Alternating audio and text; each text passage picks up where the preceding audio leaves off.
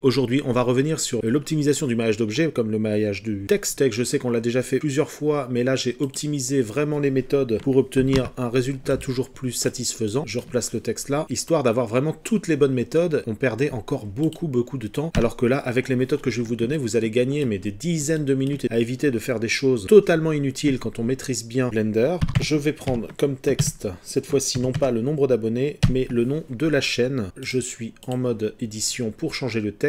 Avec un petit clic droit, convertir en maillage. On s'était embêté auparavant dans les autres vidéos à essayer de retirer tout ce qui est à l'intérieur. Regardez, je sélectionne tout comme ça ici.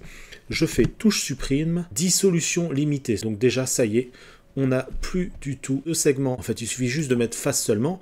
Et ça y est, là, on est bon. Faites attention ici, par rapport au T. Regardez, je vais supprimer l'arête ici. Regardez, si j'ai supprimé l'arête et j'ai encore une arête qui reste ici, parce que sur le T, on a les arêtes qui se créent en plusieurs parties comme ça. Supprimer arête, voilà, on a plusieurs doublons qui se superposent. C'est pas le cas des autres caractères. Et pour vraiment être sûr que tout va bien, vous vous mettez en sélection de points. Vous sélectionnez tous les points avec la touche A du clavier. Maintenant, on va optimiser un petit peu les choses parce que là, on se rend compte qu'on a beaucoup trop de points, par exemple, par rapport aux autres parties ici de notre maillage. Vous sélectionnez les points ici, sélection par damier. Comme ça, on sélectionne un point sur deux, supprimer, dissoudre sommet. Déjà, là, ça nous fait beaucoup moins de points. Alors déjà, j'ai encore un petit peu trop de points. On va refaire ça une seconde fois. Sélection en damier. Et là, ça devrait être bon. On va pas trop réduire non plus les points. Je vais sélectionner tous les points. Je vais vouloir casser les angles et les pointes ici, histoire d'avoir quelque chose de plus doux. Désélectionner sur tout ce qui est arrondi, et donc ce qui évite les extrémités ici et les angles aigus ici. Pour casser les points et faire comme des arrondis, CTRL SHIFT B. Regardez, en déplaçant la souris, je casse un petit peu les points ici. Comme ça, le fait de tout faire en même temps, ça me permet d'avoir exactement la même distance. Et je clique, une extrusion interne, ES. Et là, ça fonctionne super bien. Donc déjà, ce sera bon pour cette partie-là ici.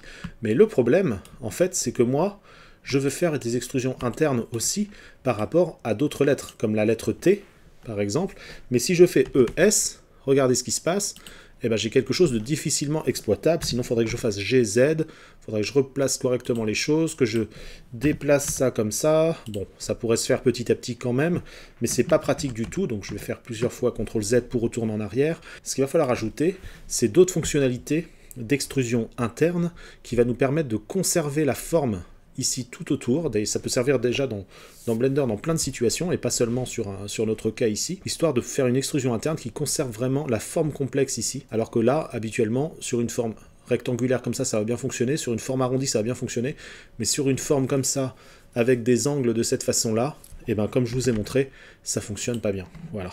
Et bien pour ça, on va se rendre ici dans Édition, Préférences, et vous allez ajouter une extension, dans Obtenir des extensions. Alors déjà, ici, moi, ça ne me l'affiche plus parce que j'ai autorisé l'accès en ligne, mais si vous connaissez depuis peu Blender, et surtout que c'est dans les dernières versions qu'on doit faire cette opération, et ben vous cliquez ici, vous devez avoir une petite fenêtre qui vous indique si vous acceptez ou pas la connexion en ligne de Blender. Voilà, c'est comme ça, vous tapez Edit, Mesh, Tools, vous allez trouver facilement, obtenir des extensions, vous mettez Installer correctement, autoriser l'accès en ligne de Blender, après vous vous retrouvez sur les add-ons ici et vous pouvez l'activer. Et maintenant, le fait d'avoir fait ça, en fait, vous vous mettez en sélection de segments. Il faut bien choisir les segments, sinon ce n'est pas les mêmes options. Vous faites un clic droit de la souris, et là, vous avez beaucoup plus d'options. Mesh Tools ici, et l'option qu'il faut choisir, c'est Offset Age. Vous cliquez dessus. Alors là, ça vous inquiète peut-être, mais en fait, c'est juste parce que l'Offset Age est trop grand. Vous pouvez le réduire avec la touche S. Alors non, pardon, pas la touche S, mais attendez. CTRL Z, je reviens en arrière. Clic droit, Mesh Tools. Et là, vous faites Offset Age, comme ça, et vous dépliez ici les options de cet add-on, et là, vous réglez la largeur ici. Voilà, jusqu'à aller en interne, ici, de cette façon-là. Alors, vous pouvez régler plus précisément, comme ça. Donc là, moi, j'ai mis -0, -0,150, mais vous pouvez déplacer, plus ou moins. Hop, là, ça se met à l'intérieur, à l'extérieur. Vous pouvez choisir aussi d'aller vers l'extérieur, mais là, on va aller sur l'intérieur. Donc ça, c'est bon. Ce résultat est bon. Et surtout, il va être conservé pour les autres éléments pour lesquels vous allez faire ça. Et vous pouvez en faire plusieurs à la fois, donc vraiment pour aller très vite. Je sélectionne par exemple ici, cette partie-là. OK. Cette partie-là. Alors, même si ici, je pourrais le faire plus naturellement, hein, avec E plus S, mais c'est pas grave. Et toutes ces parties-là, en fait, tout le reste du texte, tout simplement, comme ça. J'aurais pu sélectionner tout le texte aussi en même temps, mais je vous ai montré un petit peu par étapes. Et là, maintenant, si vous faites un clic droit ici, Mesh Tools, vous arrivez ici sur Offset Age, et ça vous remet exactement le même réglage que le réglage précédent. Ce qui est super pratique pour aller plus vite. Petite chose à rectifier simplement, ça va être cette partie-là, vous voyez, vu que l'angle est très serré ici, donc ça va me faire une forme qui n'est pas au top ici. Mais c'est pas grave, ça va se récupérer très rapidement. Vous cliquez ici, vous cliquez dans le vide pour valider ça. Et là, ici, maintenant, vous passez en sélection de points. Vous voyez un petit peu notre mode. Et là, on va aller rectifier un petit peu ces points-là. Et pour les rectifier, vous avez juste à placer un point d'un côté ici et l'autre de l'autre côté, comme ça. Et c'est déjà rectifié. Et vous faites la même chose de l'autre côté. Vous placez un point de ce côté-là et celui-là ici. Vous pouvez ajuster pour garder le bon écart ici. Voilà, ça fonctionne bien. Hop, comme ça. Voilà, et ça c'est suffisant. Ok, ça fonctionne bien. On vérifie un petit peu. Là, c'est peut-être un petit peu serré. Si vous voulez éviter que ce soit trop serré comme ça, vous pouvez avec S ajuster ici. Ou déplacer ces parties-là, GX. Voilà, ça c'est à votre convenance, histoire d'écarter un petit peu les choses. Là aussi, je me rends compte que j'ai un petit souci ici parce que l'angle est très aigu. Donc c'est pas grave, je déplace ici, je réajuste ici. C'est très rapide. Voilà, après est-ce qu'on a un autre problème? Il ne me semble pas. Voilà, mais vérifiez les angles qui se terminent comme ça, de cette façon-là, pour ne pas que les points se chevauchent. Et donc, on est bon ici. Maintenant, on va reconstituer tout ça. Alors, autre chose, oui, ça j'ai oublié de vous préciser, c'est que là, avec l'option qu'on a mis pour le Edge Tools, ici, on n'a pas créé des segments entre les différents ici, on n'a pas extrudé correctement avec les segments. Alors on va corriger ça ultra rapidement, je fais CTRL Z plusieurs fois, je reviens en arrière, donc bien sûr je défais un petit peu la correction que j'ai fait là, et je reviens en arrière juste avant que je fasse le Edge Tools. Voilà, là j'étais en train de sélectionner. Je vais aussi revenir en arrière même avant celui-là, voilà. Et là, j'ai juste à sélectionner donc toutes les lettres, ici, là, comme ça. Voilà, donc je prends le T aussi, vu que je dois la corriger aussi. Je vérifie vraiment que j'ai bien tous les segments, hein, donc je pourrais tout sélectionner d'un coup, en refaisant cette partie-là. Alors d'ailleurs, c'est ce qu'on va faire. Hop, ça va être la meilleure méthode. Supprimer, arrête. Je vais supprimer encore mieux que ça. Je vais supprimer les points, comme ça supprimera les arêtes. Si je fais ça, hop, supprimer sommet, ça supprimera les arêtes aussi. Je me repasse en sélection d'arêtes, je sélectionne tout le texte ici, et cette fois-ci, regardez la petite différence, c'est très simple, je me mets bien en sélection d'arêtes, sinon ça ne marchera pas, clic droit, Mesh Tools, Offset Age, comme d'habitude, sauf que je vais juste rajouter une option, ça va être pas par décalage, mais par extruder.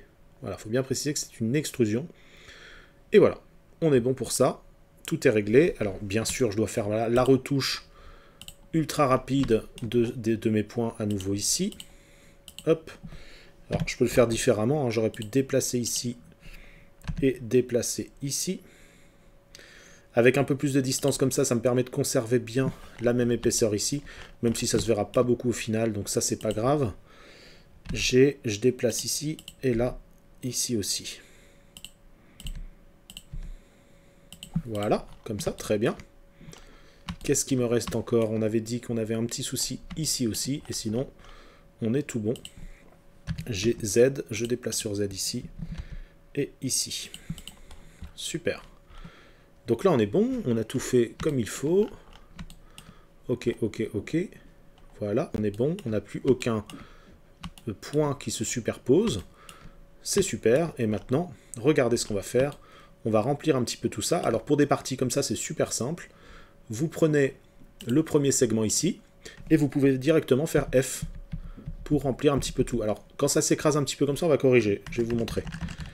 Mais par contre, vous êtes obligé, c'est parce que bien on a fait l'extrusion interne ici avec un offset qui conserve bien ici. C'est pour ça qu'on peut commencer directement ici. On ne pourrait pas commencer directement à partir d'un segment, il faut que ce soit à partir d'un polygone.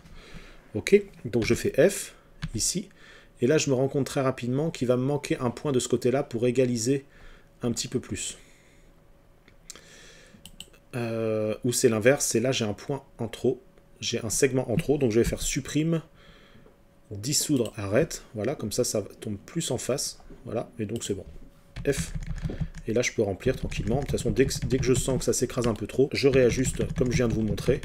Mais là, ça fonctionne relativement bien, sauf ici. Je préférais que là, ça se termine ici comme ça. Donc je fais CTRL Z, je vais juste rajouter une coupe ici, découper boucle, je coupe là, et comme ça va tomber pile ici. Je reprends la sélection de segments ici, et je fais F.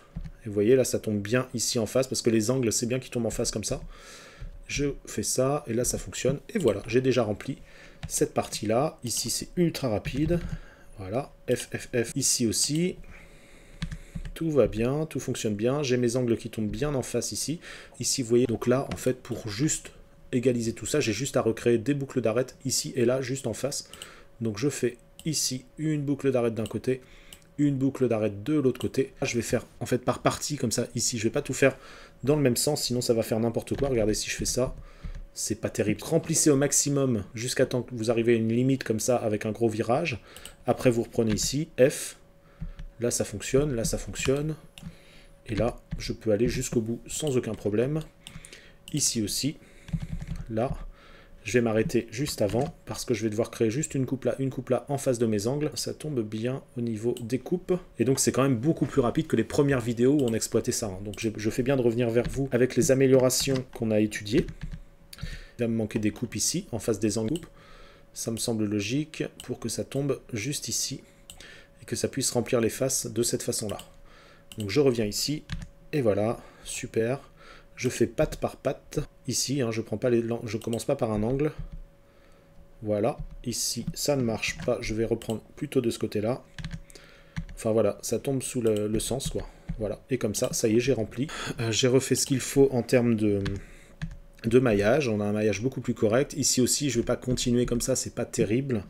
Donc je reviens en arrière. Hop, et là c'est pareil, je fais des coupes en face, mes boucles ici, voilà, en face ici et en face ici. Et là je remplis ici, voilà cette partie là, ici aussi, et je vais reprendre ici, et voilà. Là justement ça va me permettre de vous montrer le remplissage par grille pour bien correspondre ici, et là je fais ça, non, je fais Alt-clic pour prendre toute la boucle ici, et je fais un CTRL plus F, remplir par grille, et je peux faire un décalage pour faire tourner un petit peu la façon dont ça se remplit, et là j'ai que des polygones à 4 côtés, donc ça marche bien, c'est super, ok, on est bon, et là ce que je vais faire c'est refaire quelques coupes ici, voilà, histoire d'avoir des polygones plus en proportion avec le reste, donc je recrée des coupes une fois que c'est bien rempli, voilà, je peux recréer des coupes comme ça, ici, histoire de resserrer, d'avoir plus de polygones bien disposés. Ici aussi, c'est très rapide avec le découpe et boucle. Je vais afficher ici, ça me permet de vous le montrer pour ceux qui ne savent pas, le filaire. Alors peut-être que tous les polygones ne sont pas dans le même sens, mais ce n'est pas un problème, vous allez voir. Si je mets par exemple solidifier pour créer de l'épaisseur, j'ai ce souci-là. Vous faites ici l'affichage de l'orientation des faces, et là on se rend compte que tout n'est pas affiché dans le même sens, et ben c'est pas grave. Vous allez dans édition, on va sélectionner toutes les faces ici. Ah, c'est Shift N, et là je recalcule toutes les normales. Donc là maintenant tout va dans le bon sens, mais par contre j'ai des lettres qui vont dans un sens et dans un autre. Donc je vais désactiver le solidifier dans un premier temps. Et là je me rends compte effectivement, la normale il faut la mettre dans l'autre sens. Je vais prendre un rectangle de sélection, je vais sélectionner par exemple cette lettre rouge. Je vais faire Shift N, alors ça peut être plié comme ça, hein, mais si vous non, vous dépliez ici, et vous mettez en intérieur, vous mettez l'opposé.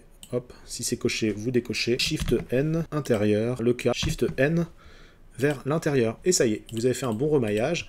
Et maintenant, vos modificateurs vont s'appliquer correctement. Et là, maintenant, on a un texte sur lequel vous pouvez changer l'épaisseur comme vous le souhaitez. Et tout fonctionne correctement. Merci beaucoup d'avoir suivi ce tuto. Dites-moi ce que vous en pensez, si c'est la bonne solution ou si vous avez encore meilleur et encore plus rapide. Dites-le moi dans les commentaires. Et sinon, je vous dis à très bientôt pour une prochaine vidéo. Allez, ciao!